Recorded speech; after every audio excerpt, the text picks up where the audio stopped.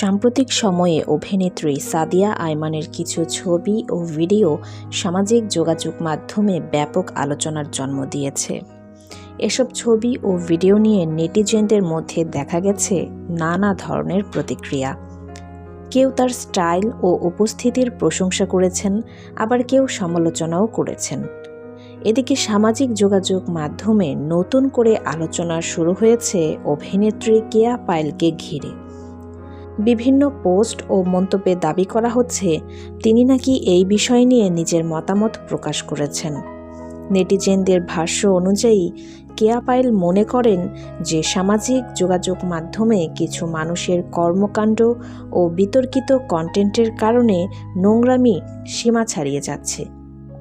অনেকেই মনে করছেন জনপ্রিয় তারকাদের নিয়ে অপ্রয়োজনীয় সমালোচনা, কটূক্তি এবং বিভ্রান্তিকর কন্টেন্ট তৈরি করা উচিত নয়। অন্যদিকে কেউ কেউ বলছেন জনপরিচিত ব্যক্তিদেরও নিজেদের উপস্থাপনার ক্ষেত্রে সচেতন থাকা দরকার। তো ভিউয়ার্স, এই বিষয়ে আপনার কি মতামত কমেন্ট করে জানাতে পারেন। সবাই ভালো থাকবেন। ধন্যবাদ।